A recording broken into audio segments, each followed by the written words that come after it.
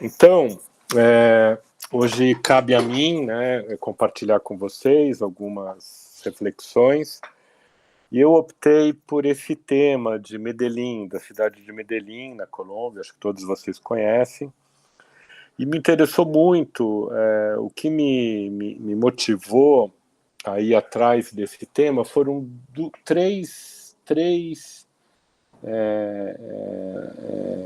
reflexões, né? A primeira é essa, Santa Olga. Isso tem um pouco a ver, na realidade também, com a disciplina aqui que a gente está participando junto com o Edson e o Sérgio, com vocês, né?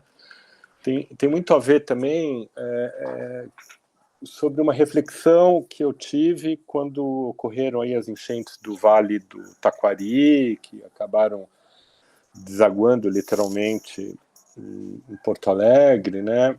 E a destruição das cidades na beira-rio desse vale. E eu ficava com uma pergunta, né? Depois de tudo aquilo destruído, de cidades que ocupavam indevidamente as plataformas fluviais, os leitos maiores dos rios, se a gente ia reconstruir no mesmo lugar as cidades, né? A gente já sabe que deu errado, que não é ali que deveriam estar as construções, e a gente vai reconstruir naquele mesmo lugar. E claro, né, que a gente está falando de a gente vive num país sob um sistema, um regime capitalista, propriedade privada, existem essas questões que são sempre imperativas. Aí eu me lembro sempre, sabe, Edson, Sérgio, Chico, do nosso querido João Saldanha, que nasceu aí em Alegrete, né, no Rio Grande do Sul, depois foi morar em Curitiba, foi estudar, Rio de Janeiro, jornalista esportivo, depois primeiro econômico, depois esportivo. Eu não sei se os nossos estudantes mais jovens conheceram o João Saldanha, mas ele foi depois, como cronista esportivo, ele acabou derivando, tendo algumas experiências. O Edson estava falando da prática e da teoria, né? Ele virou treinador do Botafogo, depois treinador da seleção brasileira, do famoso Scratch dos 70, né? O Scratch Canarinho, que foi tricampeão mundial. Ele foi técnico em 69 da seleção, até ser retirado pela ditadura militar para a entrada do Zagallo. Mas em 90, o João Saldanha no Roda Viva, antes, naquele programa da TV Cultura aqui de São Paulo, antes da Copa do Mundo de 90, inclusive ele morreu na Itália, ele não podia ter viajado, viajou doente, acabou falecendo lá na Itália antes da final. Perguntaram para o João Saldanha, mas João, por que o futebol brasileiro está em crise? Isso foi em 1990, já faz 34 anos, portanto. Ele respondeu, por causa da Lei das Terras de 1851. Aí todo mundo ficou atônito, né? Como é que resposta é essa? É uma resposta que tem a ver com a constituição do nosso país, de quem nós somos hoje, um país que desde 1150 as terras têm donos, etc.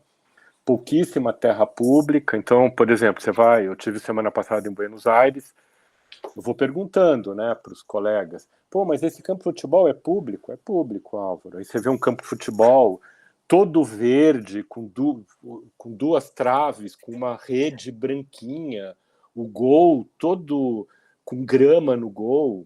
Eu a vida inteira fui goleiro, eu nunca catei num gol com grama na minha vida. Eu sempre catei no gol, era terra batida.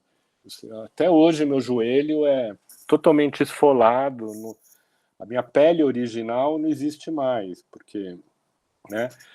E o João Saldanha estava falando justamente disso, a crise do nosso futebol. A gente só produz hoje jogador de condomínio, todos brancos, algum ou outro preto, e já com um projeto de vida. O cara se forma para jogar um ano no Brasil e depois ir para o Real Madrid. Então é um futebol em crise, e o João falava, não, por causa das terras privadas. A gente tem essa questão, então, a terra privada, não tem jeito, né? Mas eu tinha daqui 3 reflexões que, pensando nos acidentes aí do Sul e na possibilidade disso se expandir, reproduzir em nosso país, e não só isso, né, gente? Eu fico sempre aflito, assim, uma vez um colega nosso, criticando Brasília, falou assim, nunca mais uma cidade será projetada como Brasília fosse um desastre. Aí eu perguntei para ele, mas olha lá, quando a gente for construir em Marte, vai ser o Alphaville que vai projetar Marte? Como é que vai ser? Vai ser especulação imobiliária em Marte? Ou vai ser uma cidade projetada a partir da infraestrutura, etc, etc, etc. Mas, bem, essa cidade de Santa Olga fica no Vale do Maule. Em 2017 teve aquele acidente, também tem a ver com o aquecimento global, que foi um super incêndio no Chile. E essa cidade de Santa Olga, que é essa cidadezinha aqui, um acampamento, 1000 casas aproximadamente, ela foi totalmente consumida pelo fogo, né?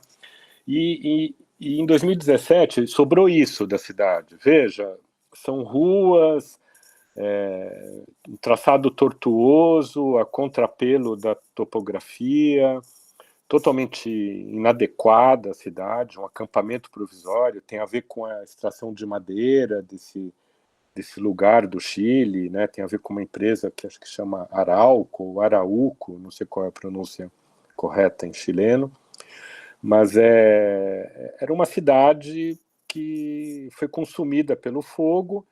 E em 2017, a gente aqui no nosso curso de pós-graduação da Escola da Cidade, no módulo Chile, os professores de Talca propuseram que a gente repensasse a cidade, ou seja, a cidade foi destruída, não tem mais jeito, é isso aí que sobrou, sobraram as casas de alvenaria. Como você faria uma nova cidade? A escola foi consumida, as relações da cidade com a estrada foram destruídas, etc. E a gente projetou, né, nós, como professores e estudantes, projetamos uma nova cidade. O que aconteceu? A gente imaginou que era uma excelente oportunidade de repensar a cidade. Olha aí, ela em 2018 foi reconstruída, tal qual ela era. Agora já em 2019, a cidade é mais ou menos consolidada, acho que, perdão, essa foto é de 2024. A cidade foi reconstruída tal como ela era. É muito maluco. As ruas continuaram no contrapelo da topografia, a escola, que é essa construção maior, só era todo ocupado esse terreno, aí agora só tem uma construção, os edifícios que se relacionam com a estrada. Eu fiquei chocado quando eu, por curiosidade, fui tentar entender o que tinha acontecido em Santa Olga, né? Então, uma cidade, se a gente fosse atrás daquela poesia do Cavafis, né, que na verdade não é sobre nós, seres humanos, né? Mas é quando ele fala a poesia A Cidade, de 1910, que não adianta, aonde eu vou, a cidade está dentro de mim, eu envelhecerei nas mesmas ruas, eu andarei pelas mesmas casas, etc. Então a gente está um pouco condenado à mesma cidade, né? E aí o contraponto disso é a cidade de Chicago, que vocês também conhecem, né? Uma cidade que fundada no século XIX, obviamente houveram ocupações anteriores pelos próprios franceses, mas em 19 com o forte Dearborn, se consolida a primeira ocupação da cidade na confluência do rio Chicago com o Lago Michigan. E essa cidade, né, rapidamente ela cresce, tinha uma questão de um lugar estratégico para comércio, para questão do gado naquele momento, depois a agricultura, depois a conexão com o Mississippi por um canal do rio Chicago, para escoamento da produção. E aí, num primeiro momento, né, se constatou que o lugar era péssimo para uma cidade, era um pântano. Em 1850, nessa década, a cidade tinha 40 anos, aí, foi feito uma sobreelevação da cidade. A cidade que era construída na lama, as pessoas andavam sob tábuas de madeira, ela é soerguida, né? Os edifícios existentes são levantados e é construída uma plataforma para que você não andasse na lama.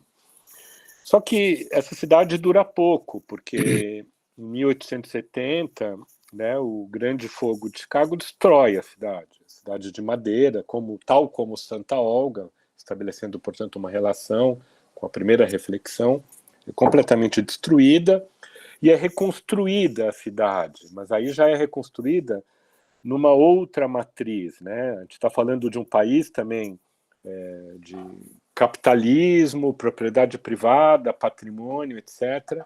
Mas os chicaguenses não perdem a chance de repensar a cidade, já sabendo que essa cidade, no rés do chão, no assoalho primitivo, era completamente errada, equivocada, repensada uma cidade, a cidade é reconstruída, vai sendo reconstruída aos poucos, depois no plano de Chicago se consolida essa ideia de uma cidade com vários níveis, sobretudo ou principalmente na sua área central, né, que é essa cidade de Chicago que a gente conhece, a Chicago que tem 3 andares, né, de cidade antes do térreo das ruas, da parte central da cidade, a famosa, aí uma imagem da Waker Drive, né, que é essa calçada que se relaciona com a água, e você tem as relações hoje entre a água, o rio, que é um rio hoje que não deságua mais no Michigan, mas ele é revertido para justamente esse canal. Então, a gente tem hoje basicamente 3 andares de cidade, uma cidade que foi reconstruída. Então, essas oportunidades de reconstrução, né, sempre parecem bem interessantes e vão estabelecendo conexões desejáveis. A infraestrutura, portanto, da cidade organiza, né, uma nova urbanização que permite, por exemplo, joias da arquitetura, como esse edifício do Goldberg, que todos nós conhecemos, que é o Marina City, né, ali na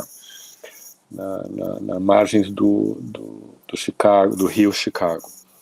Depois, outra questão que me motivou a compartilhar com vocês, eu preparei uma matéria de projeto para compartilhar aqui com vocês, depois eu vou compartilhar essa aula com vocês, esse material, desculpa, com vocês, foi o fato de eu ter estado pessoalmente 3 vezes em Medellín, né? Uma primeira vez em 13, foi com a escola itinerante da escola da cidade, a gente foi lá com os estudantes, professores, e fomos acolhidos pela Urban, da EAFIT, que é esse instituto de ensino ligado à questão do urbanismo, fundada entre outros, pelo Alejandro Echeverri, que foi diretor da EDU, né, da Empresa de Desenvolvimento Urbano de Medellín, justamente na época do Fajardo, né? Então, uma primeira visita em 2013, que é muito... eu caí para trás. Medellín, me parece, é obrigatório essa visita. Eu caí para trás quando eu visitei Medellín, e quando a gente for vendo aqui as coisas que eu preparei para compartilhar com vocês, eu vou comentando por que eu caí para trás. Depois eu estive em 2019, isso aí é um boteco na Comuna 13, que é um dos PUIs, uma das regiões que passou por vários projetos relacionados à prefeitura, e finalmente em 2022 eu tive pela última vez, as 2 últimas idas a Medellín foi para dar aula lá no curso de maestria na Universidade Nacional da Colômbia em Medellín. Então, me parecia que a partir dessas 3 reflexões, né, como reconstruir algo destruído, me pareceu muito interessante compartilhar aqui com vocês algumas ideias que atravessam a cidade de Medellín a partir de 2004, que é a eleição do Fajardo, E aí é isso que eu queria me deter aqui com vocês. Antes de entrar em Medellín, só para isso eu acho super importante, né? O que é a Colômbia, o que somos nós. Colômbia é um país grande, é um dos grandes países da América do Sul.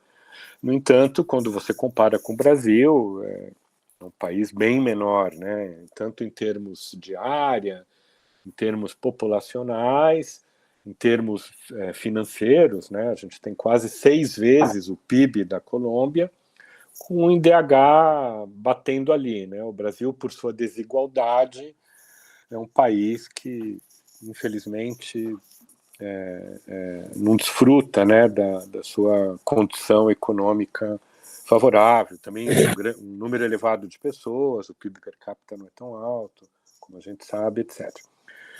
Aí, quando a gente se detém nas cidades, fazendo comparativo entre Medellín, Porto Alegre e São Paulo, os dados começam a ficar mais interessantes, né? Medellín tem uma área muito parecida com a área do município de São Paulo. Eu acho que Porto Alegre, eu peguei esses dados, não estamos falando da Porto Alegre metropolitana, nem da grande São Paulo, nem da área metropolitana de Medellín. Medellín, Porto Alegre, São Paulo, São Paulo.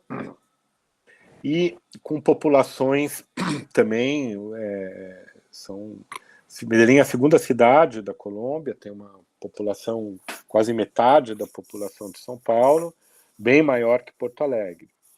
O que chama atenção aqui, do ponto de vista econômico, né, o PIB de Medellín é um PIB que é quase o dobro de Porto Alegre, mas 4 vezes menor que São Paulo. Eu acho importante isso porque eu sempre fico estarrecido, né? Vivemos na cidade mais rica da América Latina, aqui São Paulo, vivemos no país mais rico da América Latina, Brasil, mas é muito contraditório tudo. Então, quando você vai para Medellín, você fica assim, como que os caras com tão pouco dinheiro conseguem fazer tudo isso e a gente, lá em São Paulo, não consegue fazer nada, né? É basicamente isso. Medellín fica nesse momento, né, geográfico da América do Sul, quando a Cordilheira dos Andes ela trifurca, né? Ela fica entre vales ali, no extremo norte, né, no estado de Antioquia, ela é a capital de Antioquia, que é um estado poderoso, e essa conformação, essa área metropolitana de Medellín, ela está numa situação de vale, né, numa altitude não muito alta, não muito elevada, acho que são 1.400 metros, não tem nenhum efeito de altitude, a cidade, e um clima que eles chamam de primavera eterna, né? Qualquer momento do ano, não faz frio, não faz calor, chove para dedéu. E é uma cidade, portanto, que tem essa configuração de entre vales e o rio que corta esse vale.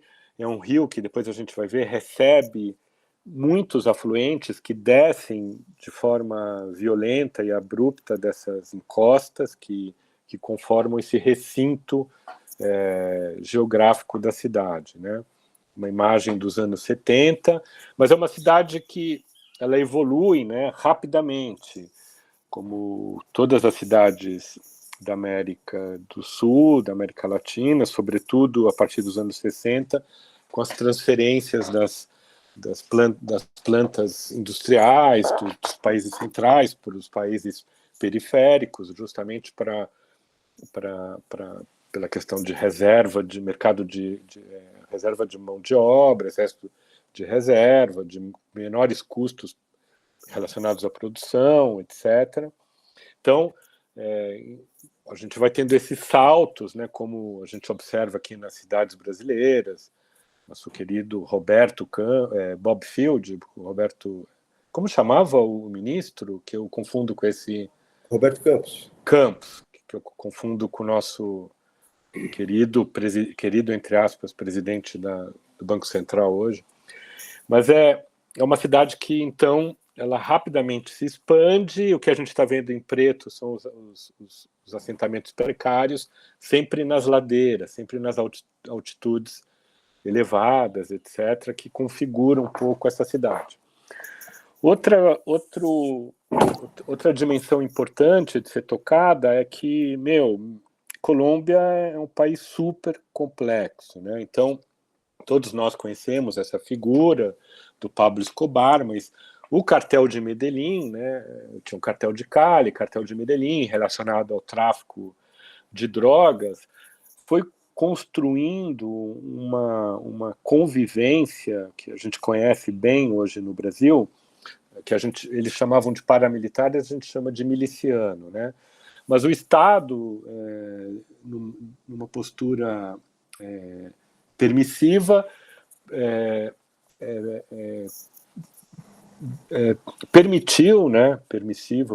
Peço perdão, mas permitiu a coexistência junto ao Estado de fileiras paramilitares para controlar aquilo que eles não conseguiam fazer, que era um pouco assim, uma cidade que era dominada por traficantes, o contraponto eram os paramilitares, mas depois os paramilitares, junto com o exército, eram os próprios bandidos, né? Um pouco aqui como no Brasil. Esse atentado é um atentado muito importante na cidade de Medellín, nos anos 90, que é a explosão de uma bomba, um carro-bomba, acho que foi colocado pelo cartel de Medellín, na Praça de Touros da cidade. O Alejandro Echeverri fala muito desse atentado, ele estava lá quando explodiu a bomba.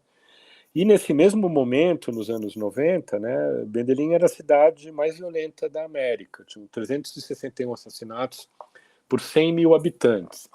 Se vocês tiverem interesse em viver o ambiente de Medellín, desses anos 80, 90, tem esse livro maravilhoso do Héctor Abad Facilioni, que é o Ausência que Seremos, ela é disponibilizada pela Companhia das Letras, que relata toda a vida na cidade de Medellín, até culminar no assassinato do pai dele, que era um médico sanitarista, que iria se candidatar à prefeitura de Medellín. Era um momento de redemocratização, como no Brasil seria a primeira eleição livre, depois de um período de exceção.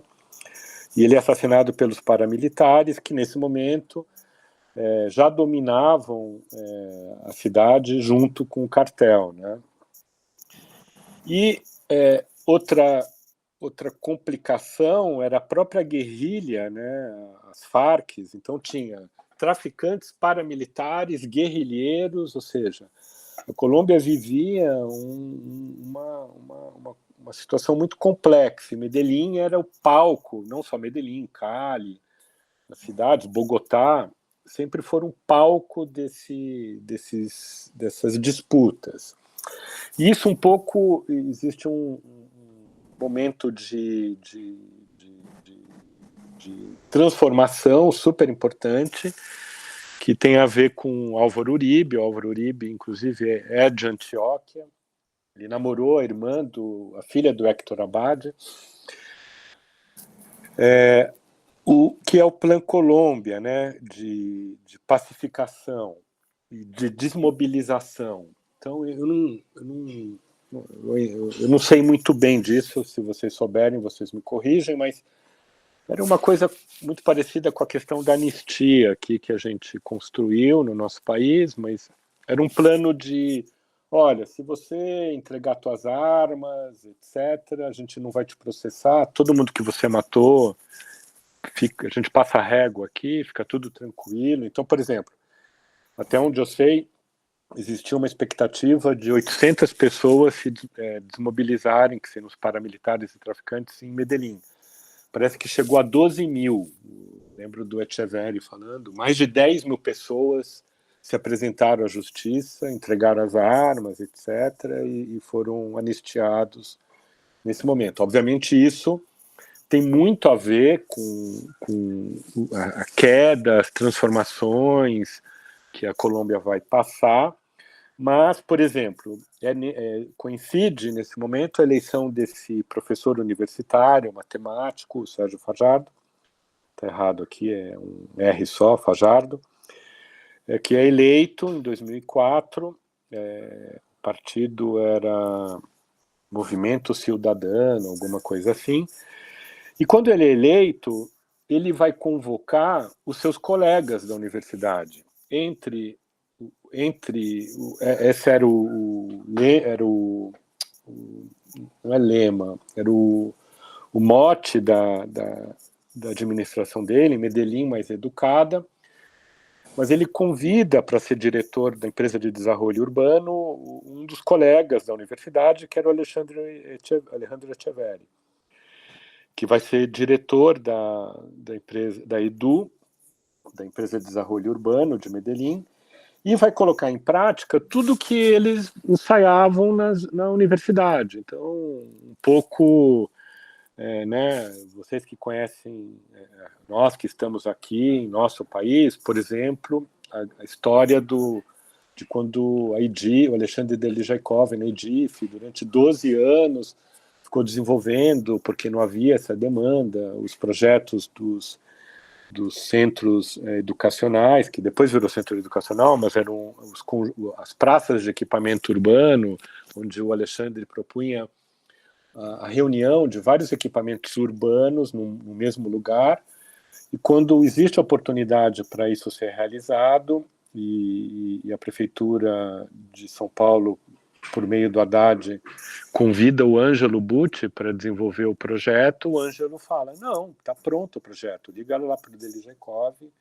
Então o Ângelo abre mão de projetar 46 céus e fala, já está pronto. E aí eles vão atrás do Alexandre e viram um projeto de governo, né, os famosos Centros Educacionais Unificados. Mas o Alexandre Echeverri, então, ele vai pôr em prática tudo aquilo, juntamente com todos os professores e colegas, obviamente não é um trabalho coletivo, tudo o que eles haviam ensaiado e não havia a menor possibilidade de aplicação. Eles aproveitam esse momento político, tudo já tinha sido ensaiado. Então, o que hoje se conhece como urbanismo social, né, esse plano de desenvolvimento que se inicia no governo Fajardo e depois permanece no sucessor de Fajardo, e hoje isso está sendo um pouco diluído com as subsequentes eleições e a não continuidade dos projetos, né? Mas basicamente, né, o plano de desenvolvimento ele se baseava nesses PUIs, que são os projetos de urbanização integral, e tinha muito essas fundações, né, a questão da mobilidade, a educação, que era fundamental, como o Sérgio Fajardo era professor universitário, era o carro-chefe da administração, a questão dos espaços públicos e da possibilidade de utilização desses equipamentos para lazer, esportes, etc. Nesse gráfico, né, nessa linha do tempo, a gente consegue ver, um pouco aflitivo, porque lembra as linhas da pandemia, né, de Covid, mas a linha vermelha são os homicídios, o número de homicídios, em números totais, né, números integrais, e embaixo, né, são as ações, como que as ações vai coincidindo com o declínio, mas tem muito a ver também com o plano Colômbia do Uribe, né? Acho que não dá para tirar isso. A Compromisso Cidadano era o nome do partido político, desculpa, eu não lembrava. Mas ao Sérgio, existe uma sequência no trabalho, que é o Salazar, e, portanto, a gente pode dizer que existe um rol de projetos e obras realizados em 7 anos, né, em 8 anos, perdão, de 2004 a 2011, e, finalmente, eles são sucedidos por um cara, o Salazar era escritor, o Fajardo era professor. E aí eles são sucedidos por um político tradicional, uma espécie de... não é Pablo Marçal, mas uma espécie de Bolsonaro já. Não é exatamente o Bolsonaro, mas o Gutierrez vai colocar em xeque, apesar de dar seguimento a vários projetos, mas como a gente vai ver mais adiante, ele começa a colocar em xeque alguns projetos. Ele é o atual prefeito de Medellín, foi eleito novamente agora para mais 4 anos. E só para a gente ter uma noção, em 2023, né, esse ano passado, Medellín é uma cidade que tem 13 assassinatos, então de 341 cai para 13 assassinatos por 100 mil habitantes. Só como um contraponto, o Brasil tem 22 assassinatos por 100 mil habitantes. O Brasil é o 11º do ranking mundial em número de assassinatos por 100 mil habitantes e, na verdade, ele é o primeiro em números absolutos, né? O Brasil é o país que mais gente é assassinada no mundo atualmente, né? E aí, então, o que a gente vai compartilhar com vocês são algumas dessas iniciativas realizadas nesses 8 anos pelo Fajardo Salazar, que a gente acaba conhecendo como urbanismo social, e essas ações estão aí concentradas nesse mapa, ou nessa planta de Medellín, né, e tudo meio misturado. A gente vai tentar agora desembaralhar isso, mas basicamente, na verdade, isso está errada a data, 2004 e 2008. A partir de 2008 existem outras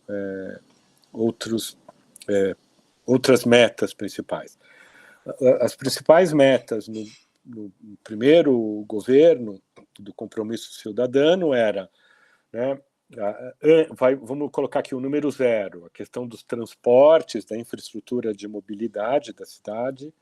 Aí, vinculado a essa infraestrutura de mobilidade, a questão educacional, que eram os parques, bibliotecas e as escolas, e não somente escolas de formação infantil, como também de formação para já adultos, né, a questão dos centros de inovação, de empreendimento, etc. Os PUIs, que são os projetos urbanos integrais, que eles atuavam basicamente nas áreas de vulnerabilidade social. A gente vai ver algum desses planos.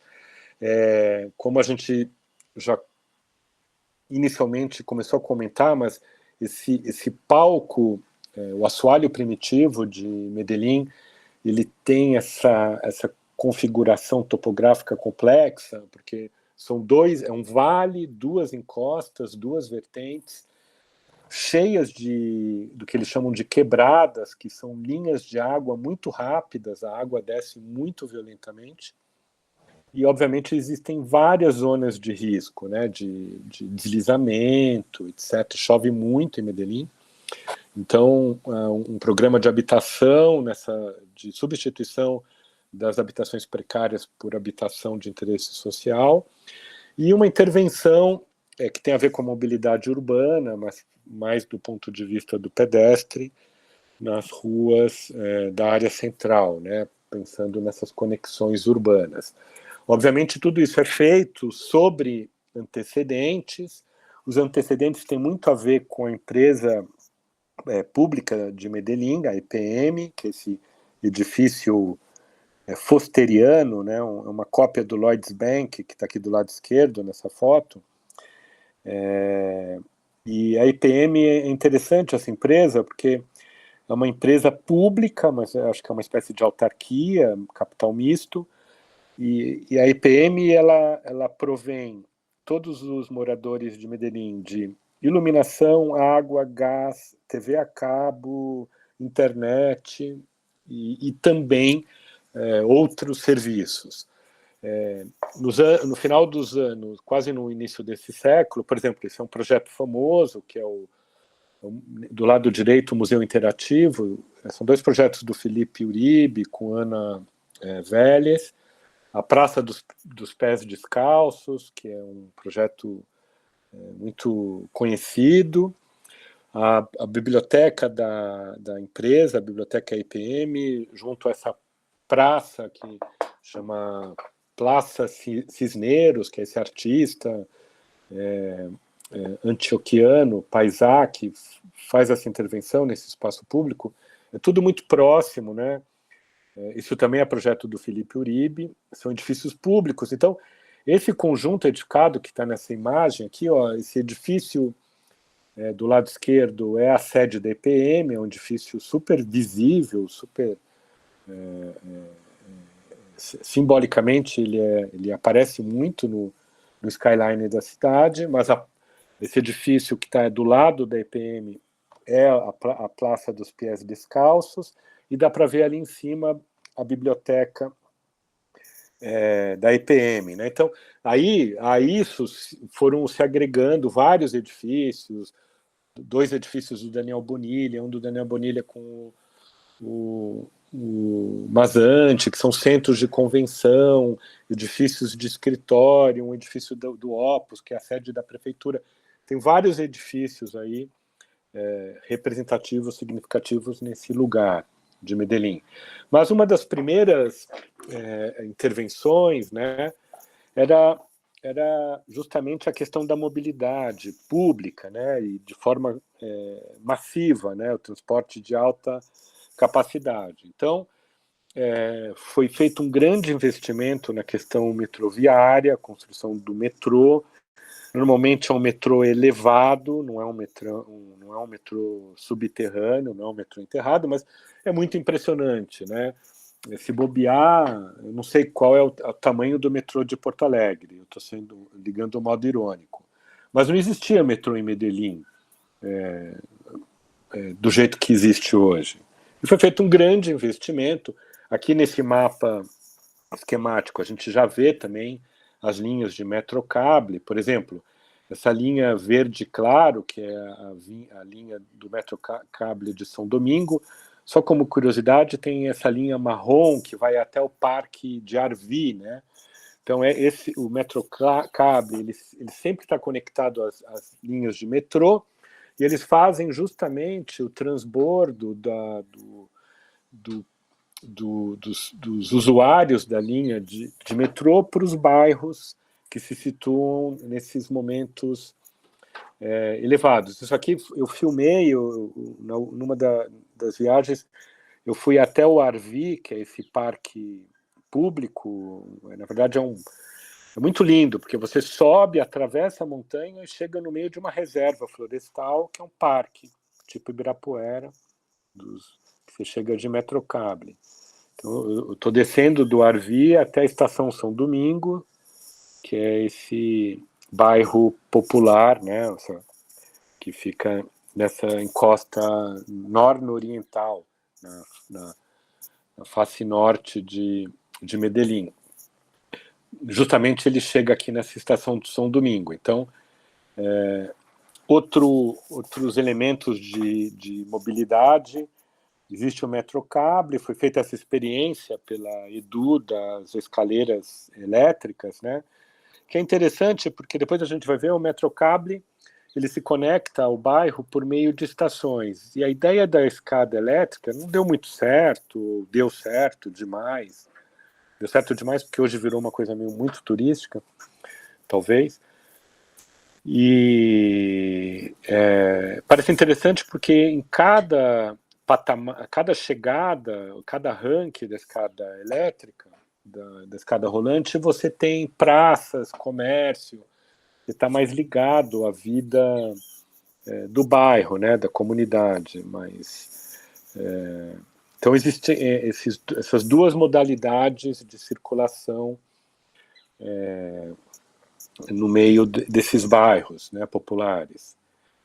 E aí, né, nessa imagem aqui, ali a gente está vendo 2 moradores do bairro, e aqui a gente está vendo já os turistas. Hoje a Comuna 13 para o ônibus de turismo e sobe um montão de alemão para andar nas escadas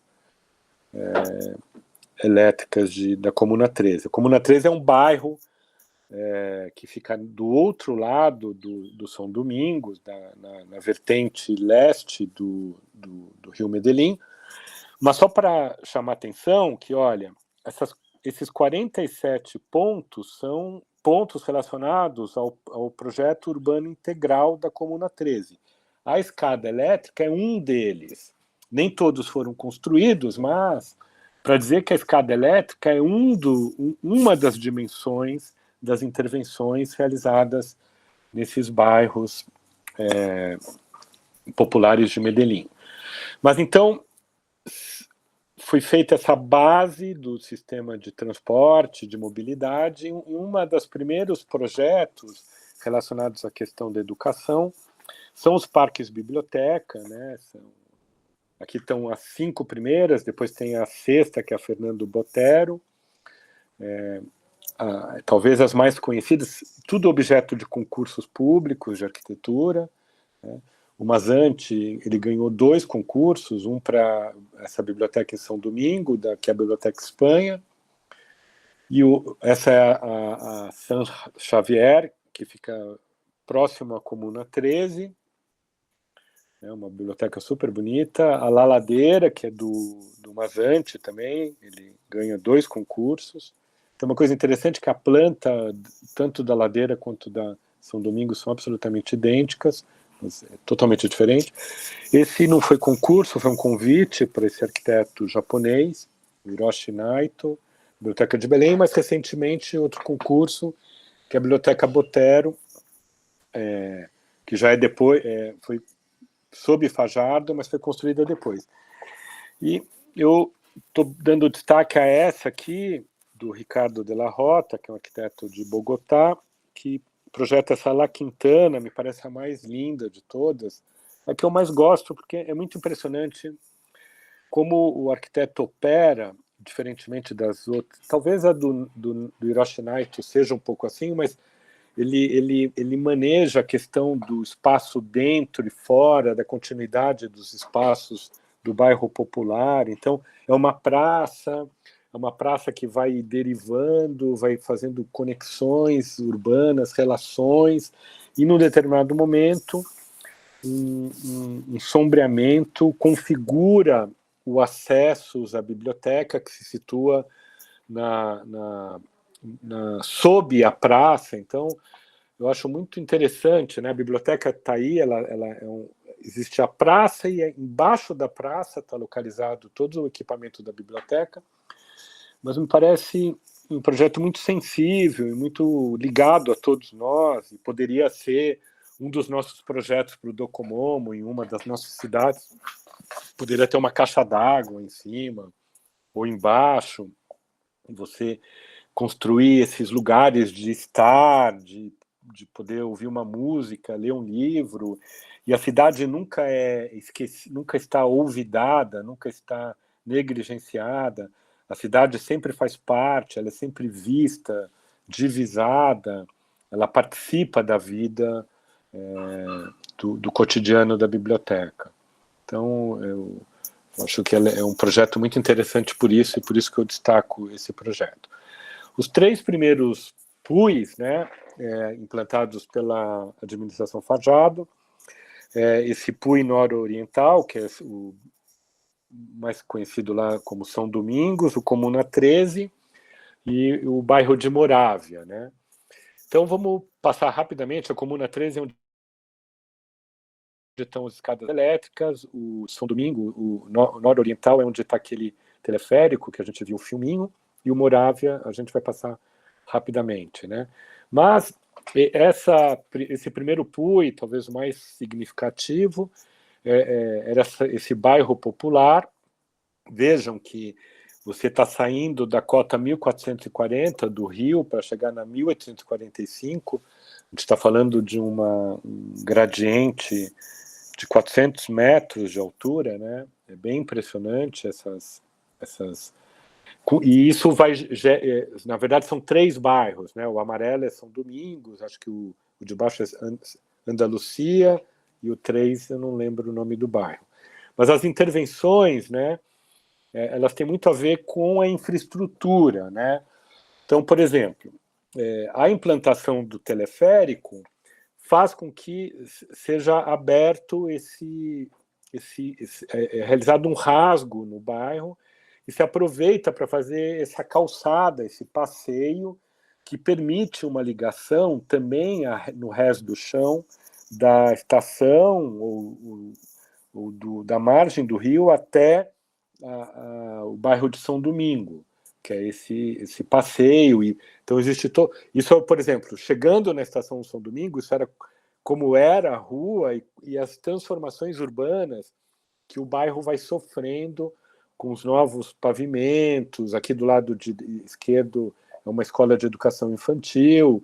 Então, os PUIs são projetos realizados também sempre com a escuta da população. Por exemplo, essa ponte é linda, essa história, né? Não vou me deter nessa história, senão a gente não vai acabar a aula, mas o Alejandro Aravena sempre conta essa história, o Echeverri, porque era justamente a conexão em Andalucia de dois bairros que eram desconectados por essa quebrada. A ponte não é a coisa mais linda do mundo, mas é um elemento de infraestrutura que conecta dois bairros que nunca conversaram. Olha, quebradas são esses elementos de água muito potentes e são florestas, né?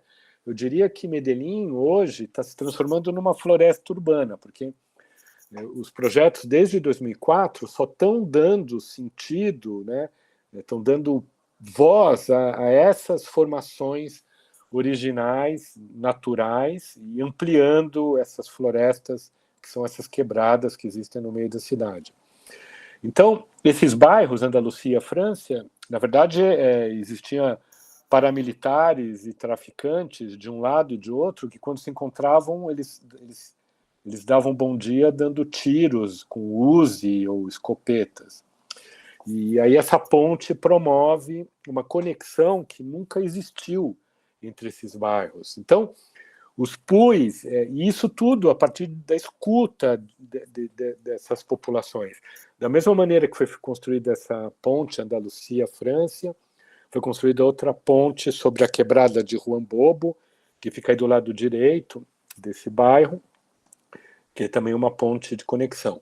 E fora isso, pequenas intervenções nos bairros, como aquelas 50 que a gente viu rapidamente na Comuna 13, naquela planta. Por exemplo, intervenções que vão transformando terrenos vazios, baldios, encostas indomáveis, em praças, em lugares de permanência. Tem algumas que são piscinas públicas, né? O próprio Parque Biblioteca, que a gente já viu, do Mazante, as escolas de formação, de empreendimento, como esses CEDESOS, né?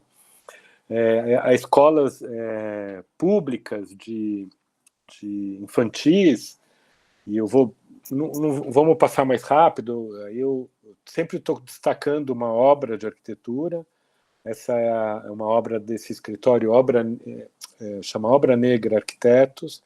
Eles têm um portfólio muito dedicado a edifícios privados, mas eles ganharam esse concurso para fazer essa escola, que fica lá em cima, em São Domingo, muito próximo aqui, não sei se vocês estão vendo o meu cursor, muito próximo dessa uva, depois a gente vai falar das uvas.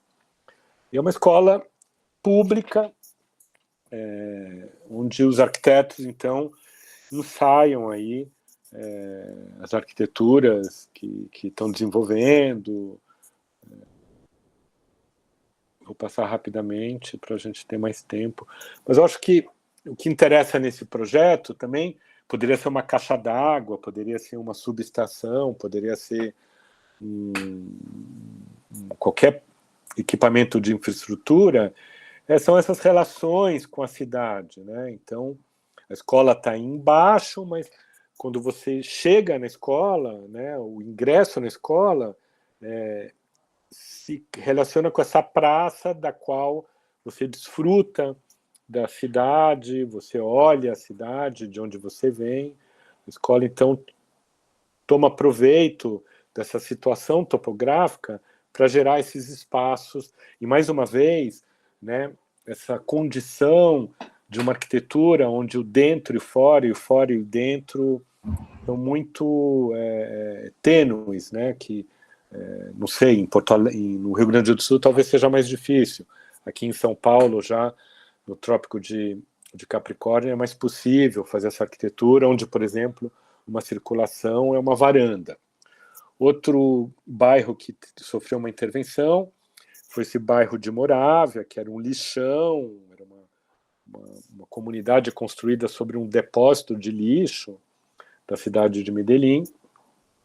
E aí, ele é muito próximo, tá vendo lá atrás as bibliotecas de São Domingo, Parque Biblioteca São Domingo, ou Parque Biblioteca Espanha, eles foram patrocinados pelo governo espanhol. Então, esse bairro ele passa por uma reconstrução e tem muito a ver também com a implantação de equipamentos, como, por exemplo, esse Centro Cultural Morávia do Salmona, né? É um edifício salmonístico, mas ele é interessante porque é um equipamento cultural, provido de teatro, que está, então, a serviço dessa comunidade. E nesse lugar, em Morávia, né, já existia esse parque, esse jardim botânico. A prefeitura, a empresa de desenvolvimento urbano, implanta uma série de equipamentos públicos. Então, a ideia do espaço público como espaço de transformação. Então, os principais aí, esse museu, que é um museu, Parque Explora, do próprio Echeverri, que é um equipamento cultural, que se relaciona também à rua, esses quatro volumes aéreos que abrigam o programa, estão conectados a esse embasamento que organiza os acessos, etc., que, por sua vez, se vinculam a uma alameda também arborizada, que vai fazer a ligação entre, do lado direito, a Praça dos Deseos, que é essa construção do Uribe, que não tem a ver com a EDU, mas tem a ver com a EPM, foi uma espécie também de projeto anterior, promovido pela EPM, e o Jardim Botânico. Existe esse projeto muito lindo da Ana Vélez, que é esse edifício elíptico, que é o acesso do Jardim Botânico, um edifício em concreto, a portaria do Jardim Botânico, mas eu estou chamando a atenção aqui ao orqueoderama do Camilo Restrepo, juntamente com o Plan B, dos irmãos Mesa. Ele é interessante porque a gente poderia se reportar por exemplo, a Marquise do Ibirapuera, equipamentos de sombreamento. Eles não têm nenhuma outra função, a estrutura é uma estrutura metálica, tubular, perfis tubulares leves, encerramento com lâminas de madeira, sombreamento, certo? Mas poderia, por exemplo, hoje a gente está falando de placas fotovoltaicas, ou como foi implantado agora recentemente em Paris, não sei se vocês acompanharam isso, os captadores de CO2, que são muito parecidos, são uma espécie de guarda-chuva, não sei se chegaram a ver isso, Paris está cheio, implantaram não sei quantos mil desses captadores de CO2, que são filtros de CO2, e embaixo é um espaço de estar, né, um recinto urbano. E o Parque dos Desejos, Parque de los Deseos, do Felipe Uribe também, ele está conectado, né? Aqui é uma foto antiga, onde mostra essa alameda, que hoje já está totalmente arborizada, do Explora, que atravessa o metrô. O metrô, então, é sempre um elemento nodal, é sempre um elemento fundamental, seminal, para esses projetos urbanos. O Parque de los Deseos está do outro lado do Explora, e lá atrás está um edifício também que é uma fomentadora como é que chama? Incubadora de empresas também, projeto da EDU, Empresa de Desenvolvimento Urbano. O Parque de los Deseos é muito lindo, porque é um edifício cultural, museu, cinemas, etc. Restaurantes, cafés, mas tem essa coisa muito linda desse cinema ao ar livre, o espaço para shows, e mais uma vez a cidade é sempre o personagem principal, mas é um espaço muito lindo ali no Morávia. Como na 13 a gente já passou, que era o outro PUI dessa administração Fajardo, e mais uma vez a ideia dessas habitações em áreas de risco, de topografia muito acidentada, juntas quebradas, são paulatinamente substituídas por edifícios sociais. Isso aí é na quebrada de Juan Bobo, que é ali muito próximo desse Puy da nor-oriental. Na verdade, é dentro do Puy nor-oriental, ali das bibliotecas de São Domingo. E outra questão de mobilidade, não só de alta capacidade, metrocable, metrô, era a questão da recuperação dos passeios públicos, das calçadas, né? Não esquecendo que somos nós que vivemos na cidade, andamos pela cidade. Então, esse eixo Carabobo com Dinamarca ligava um pouco do lado direito aquele lugar onde está a Praça dos Pés Descalços, EPM, do Jardim Botânico, as universidades, né, esses edifícios cinzas, do outro lado do rio, a Universidade Central, Universidade Central da Colômbia, não, Universidade UCC, não é Central é do Chile, mas a Universidade Pública da Colômbia, que tem a sede em Medellín, sede em Bogotá, as outras escolas e o Explora, etc. E as ruas eram ruas como as nossas cidades, centro de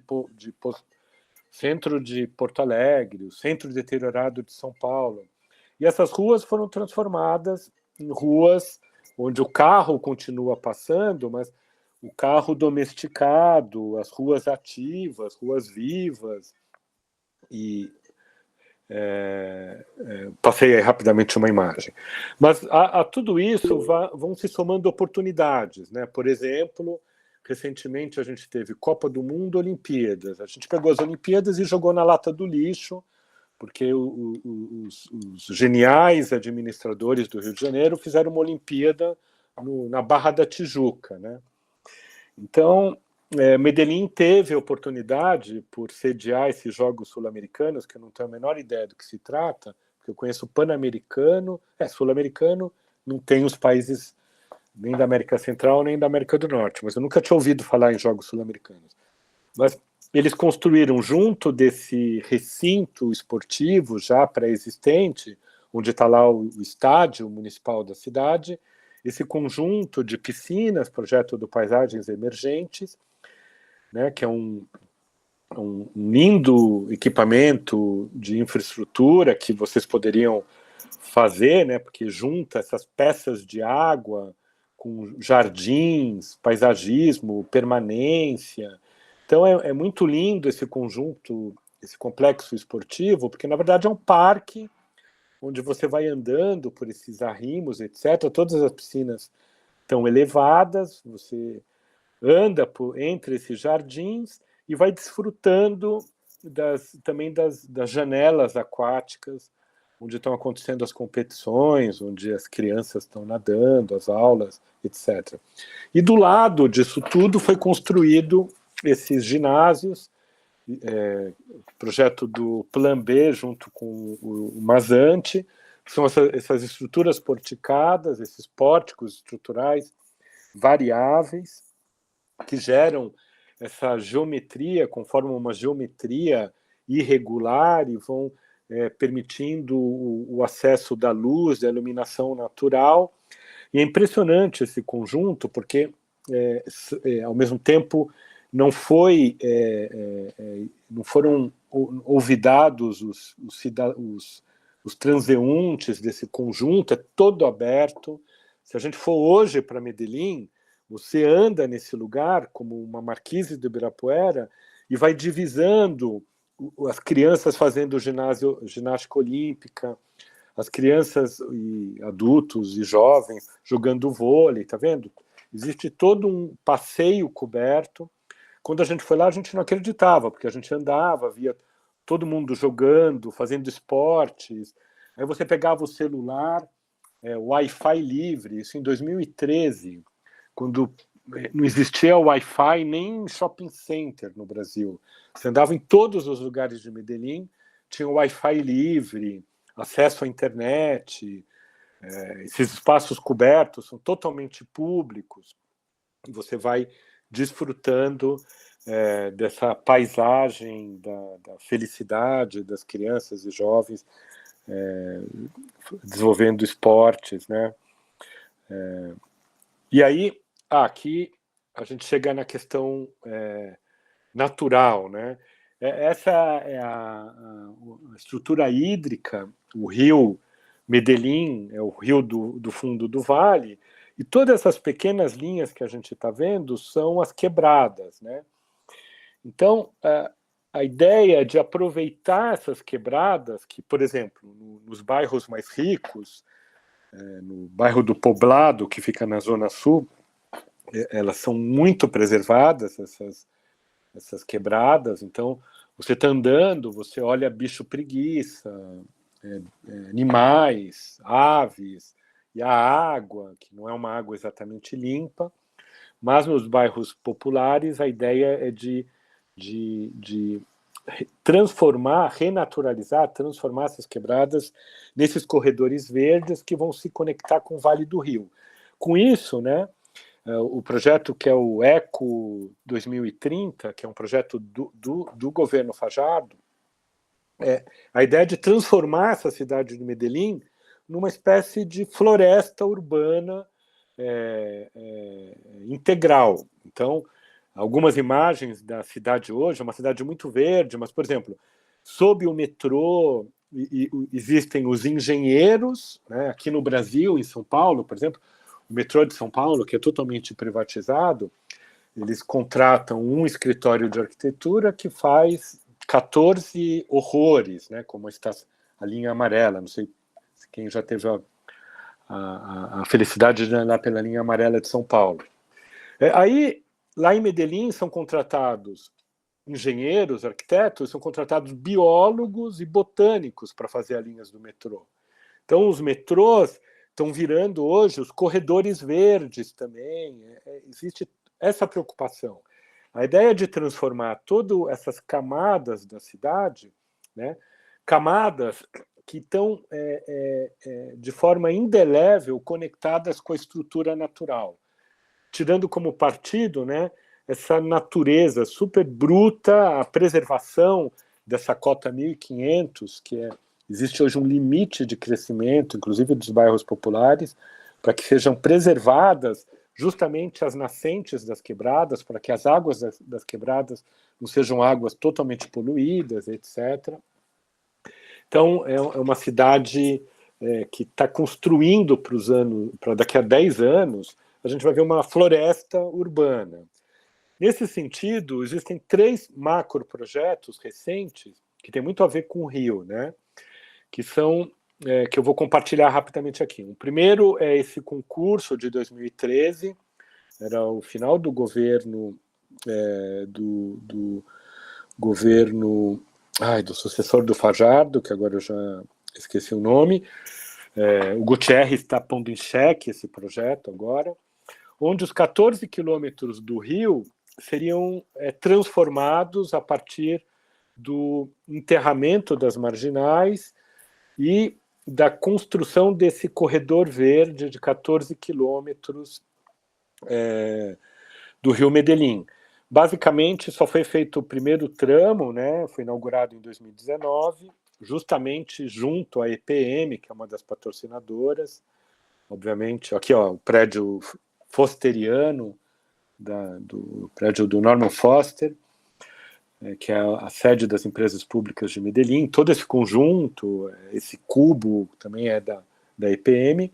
E foi feito esse primeiro tramo, onde, está vendo, a gente consegue ver as marginais mergulhando e transformando, então, os bairros se aproximando do rio.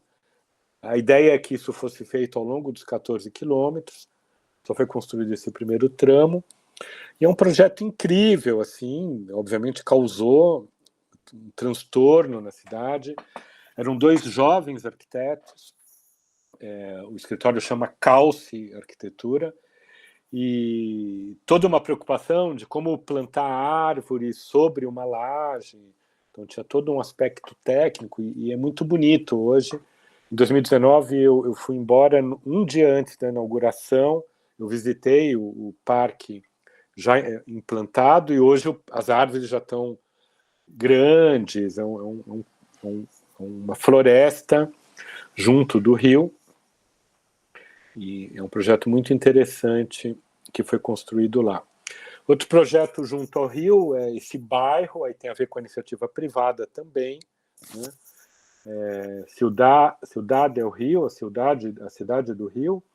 A ideia era ocupar um bairro industrial, um bairro um pouco só de grandes lojas, que tinha essa fábrica que ocupava grande parte desse bairro.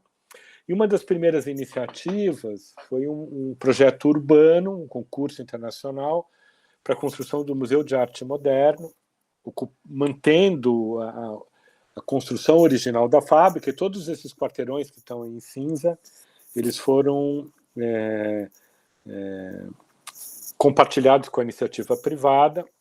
Esse concurso é um concurso internacional, foi feito por um escritório do Peru, do Super Sudaca, juntamente com um escritório de jovens arquitetas paisás, né, era o Control Re, que era um escritório de 3 sócias, 3 arquitetas recém-formadas, e esse projeto ele é o detonador desse... Aí está vendo já ele pronto, com os edifícios construídos no seu entorno.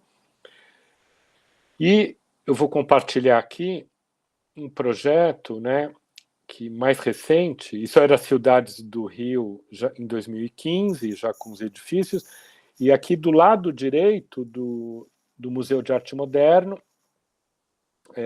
mais recentemente, o escritório Opus, juntamente com o escritório do Alejandro Echeverri, já egresso da administração pública, ganharam esse concurso para construir esse quarteirão com edifícios habitacionais, mas com a planta aberta, com jardins, um pouco diferente do que os edifícios da Cidade del Rio normalmente realizam, que são plantas muito fechadas. Então, os arquitetos estão fazendo um edifício, um quarteirão mais aberto, mais relacionado com essa ideia de cidade verde, dos corredores. Tem essa planta do pavimento tipo é interessante, porque, mais uma vez, o dentro e fora, os elevadores se relacionam com varandas de circulação abertas, jardins, que se relacionam com o espaço aberto, e já foi construído as primeiras torres aí junto do Museu de Arte Moderno. E talvez o grande projeto que nos aproxima e nos relaciona com o exercício que a gente está pensando em desenvolver aqui com vocês são as unidades de vida articulada. Aí não é a EDU, mas é a EPM. Tem um dado interessante, porque a EPM, como eu disse lá atrás, eles são responsáveis pelo, por exemplo, fornecimento de energia elétrica na cidade de Medellín. E eles estavam de energia e de iluminação pública. Eles estavam fazendo um levantamento onde tem LED, onde não tem LED, onde está mal iluminado, onde não está mal iluminado. E eles descobriram que estão aí assinalados vários pontos pretos nesse levantamento dessas fotos noturnas de Medellín. E aí, mas o que são esses pontos pretos? Aí eles descobriram, são coisas nossas, são as caixas d'água da cidade de Medellín. Então eles identificaram que vários reservatórios de água eram tanques de água, aproveitando justamente desse declive, dessa variação de 400 metros de altura.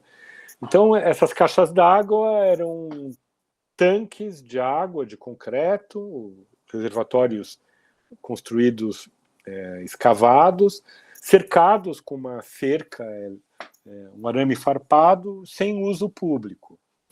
E aí eles começaram a imaginar que esses equipamentos poderiam, esses espaços poderiam abrigar o que eles chamaram desses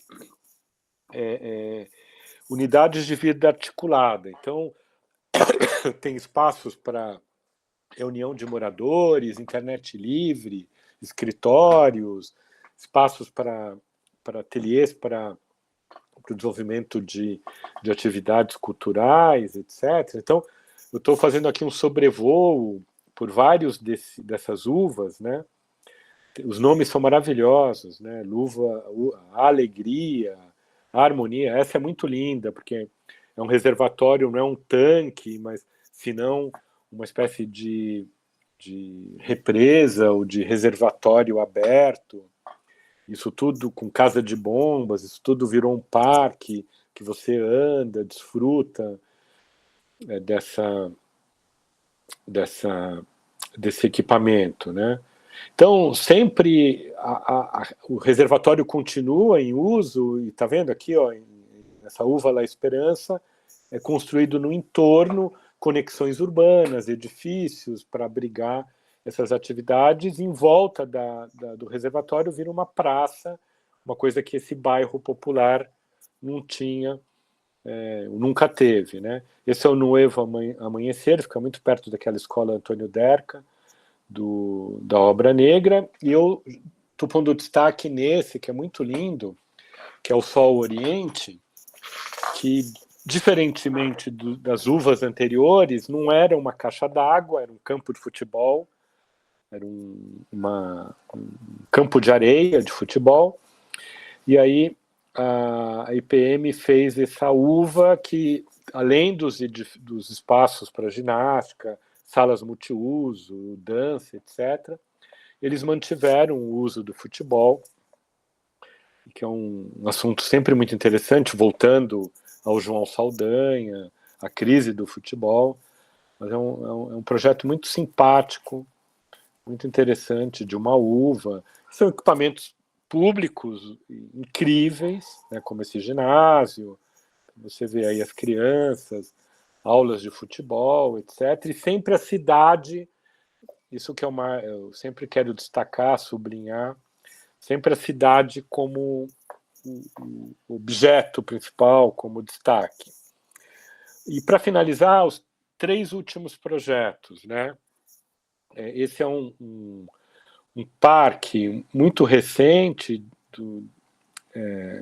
já é das últimas administrações, muito próximo à Morávia, onde esse escritório com o natural, que é do antigo Paisagens Emergentes, o Edgar Masso e o Sebastián Mejia, eles projetam, a partir de um terreno sem uso da prefeitura de Medellín, eles demolem as casas existentes, que já estavam sem uso, e reaproveitam todo esse material, e, portanto, existe uma questão aí de reaproveitamento para a construção de um parque, e a partir da demolição do que foi possível, a manutenção de algumas fachadas urbanas, todo o material da demolição vai se transformando em patamares, gabiões, etc., construído um parque, um espaço público.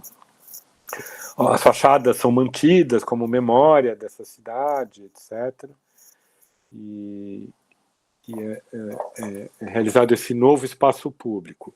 E, por fim, né, todas essas iniciativas públicas, da sociedade organizada, etc., obviamente desdobram ou vão gerar também, junto à iniciativa privada,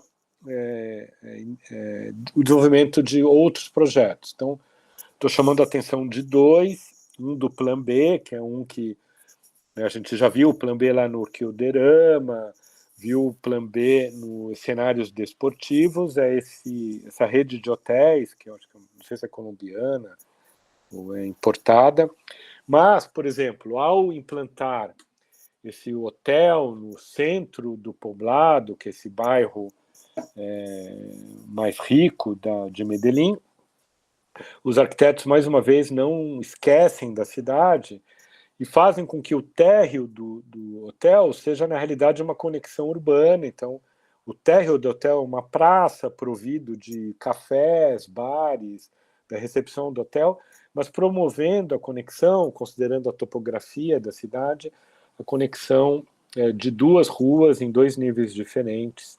Em cima tem um hotel chique, né? Tudo bem. E outro escritório de interesse é esse ALH, Tager, que está desenvolvendo uma série de edifícios privados, de habitação privada, mas que são verdadeiros edifícios floresta, né? Então, esse é um deles, fica muito próximo do Clique-Claque, que é esse edifício Matoral, que é um edifício floresta. Então, os apartamentos, vocês vão, eu vou disponibilizar nas matérias de projeto para vocês, os edifícios que esse escritório vem desenvolvendo tem muito a ver com essa questão dessa natureza. Aí eu volto para a imagem do Calce Arquitetura, que é essa imagem geral de Medellín, imaginando o rio com o parque linear, objeto desse concurso de 2013, e suas conexões com os cerros, que são essas montanhas muito próximas ao rio, ainda com uma certa natureza, que seriam renaturalizados, e com as quebradas, que são esses elementos verdes que vão descendo das vertentes do vale. Aí, quando o Sérgio disponibilizar e o Edson disponibilizar isso para vocês, todos os sites de onde eu tirei todos esses projetos para vocês poderem realizar aí as pesquisas e obterem materiais de projeto para o desenvolvimento do trabalho que a gente vai fazer junto com vocês.